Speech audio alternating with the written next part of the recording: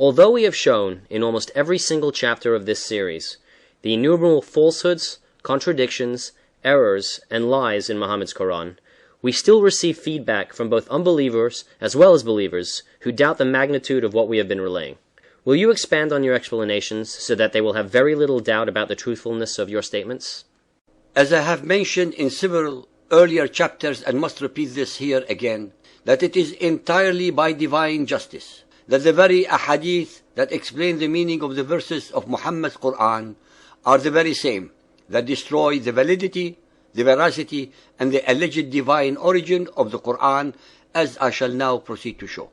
Hadiths mean traditions, plural ahadith, are the alleged deeds, actions, and conversations that Muhammad had with his wives, companions, and intimate friends regarding the meaning of words, ideas, precepts, and verses that were not clear to his followers. The hadith collections are the most important source of the Sunnah, Muhammad's example. That is, the established model of Muhammad's alleged words and deeds, which the believers must follow. The most revealing book about the biography of Muhammad is Sirat Rasulullah by Muhammad ibn Ishaq, written within 150 years from his death, which represents the accounts of the life, sayings, and deeds of Muhammad. Although the original book is not available, most of it is quoted in the abridged and sanitized version of Ibn Hisham and the more truthful one by Al-Tabari's History. These three books with Bukhari and Muslim hadiths represent the very foundations of Muhammadan Islam, without which the Quran would be unintelligible gibberish. As the hadith literature grew exponentially, it became evident that strict rules and regulations had to be implemented to separate what was fact from fiction. Memories of individuals, even of the same event, are rarely consistent, especially since memory is extremely subjective. Some may remember better than others. Some will remember one or more aspects of an event better or more vividly than others. The earliest collection of hadiths date from 150 to 200 years after the death of Muhammad. This vast accumulation of genuine, partly true, and totally spurious traditions were assimilated, digested, and put together in a collection of books called Ahadith, of which 6 are considered canonical. Sahih al-Bukhari, depending on which source one can rely on, he allegedly collected between 300,000 to 600,000 hadiths, of which he transmitted 2,602 as genuine and 9,082 with repetitions. Sahih Muslim, out of 300,000 ahadith, which he evaluated, only 4,000 approximately were extracted for inclusion into his collection based on stringent acceptance criteria. Sunan Ibn Majah, Sunan Abu Dawood, from which 50,000 ahadith, he chose 4,800 for inclusion in his work based upon their superior authenticity. Jama' al-Tirmidhi, Sunan al-Nasi. There are many hadith reports that contradict each other, making it clear that a lot of them cannot be depended upon as being truthful, because they were fabricated to suit a sect, a theological position, or to prove a legal point. Believers and unbelievers, the figures mentioned above that are based entirely upon the Muhammadan records themselves represent an astronomical number of forgeries wherein the level of veracity is less than 1%.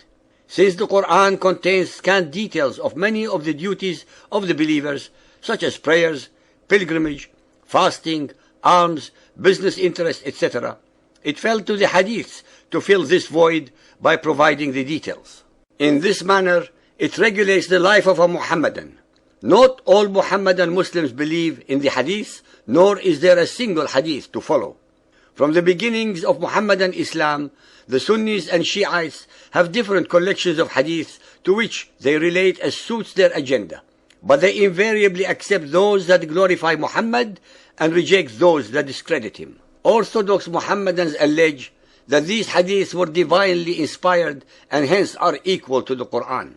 These spurious claims and assertions are, as usual, not supported by the historical records, since had the Quran and Hadith been of equal importance, then Muhammad's companions would have had his sayings meticulously written down, which of course is not the case. None of the caliphs who followed him, nor his companions deemed it necessary to do so. Unlike in the case of the Quran, which was written in the days of the first Khalifa Abu Bakr after Muhammad's death. It is a fact that the Quran does not contain any ruling that the Ahadith must be followed. Since Muhammad was only an ordinary man, albeit with a mission allegedly from Allah, then only his acts and utterances that are compatible with the Quran should be followed and emulated. Being a mere mortal, he was subject to error and sin. Al-Kahf 18:110. Say, I am but a man like yourselves, but the inspiration has come to me that your God is one God.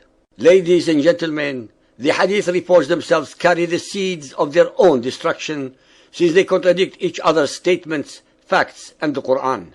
Since the Ahadith were transmitted by simple people over a long period of time, they had to be, and were, made subjective to their feelings, inclinations, prejudices, and preferences. Modern Muhammadan scholars do their very best to paint an image of Muhammad, his character, his deeds, his family, etc., which not only contradicts the historical record, but also the Ahadith themselves, such as that he was sinless in emulation of Jesus, extremely brave, a magnificent warrior, a leader of huge and pivotal battles, noble to a fault to friends and foe, merciful, knowledgeable, judicious, fair, etc., etc.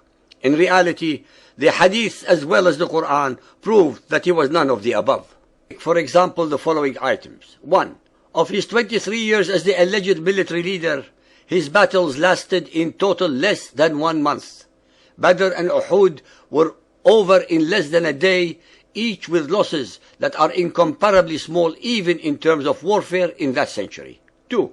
His legendary heroism is betrayed by the fact that of more than 75 skirmishes, he was involved in between 15 to 19 of them as the commander in charge, but not actually participating in the fighting.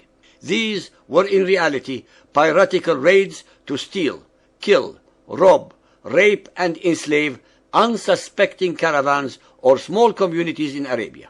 In this manner, Muhammad increased his wealth and authority, and was thus able to bring to his lair, through bribery and greed, more like-minded, bloodthirsty pirates of the desert.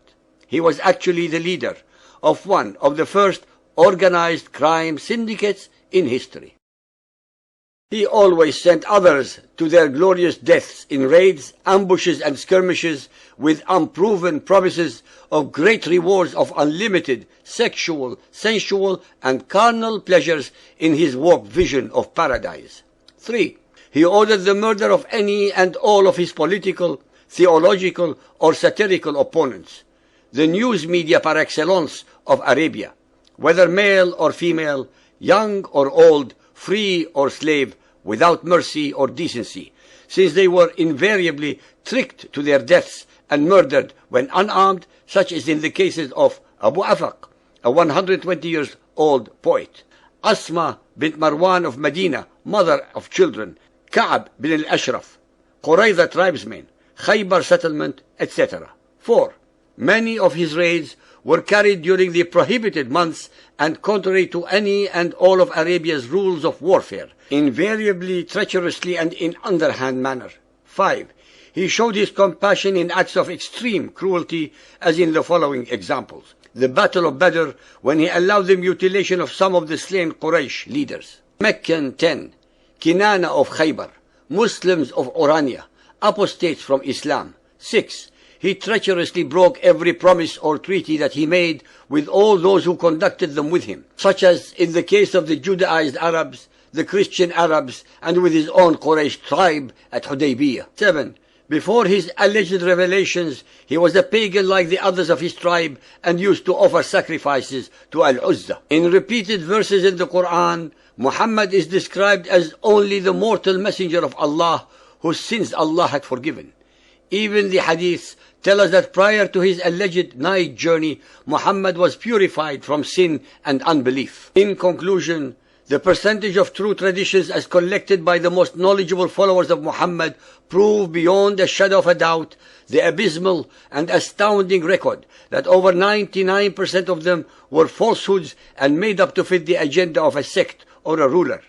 since the Ahadith are also supposed to have been divinely inspired, where in the whole of them and the Quran are the ones that are true.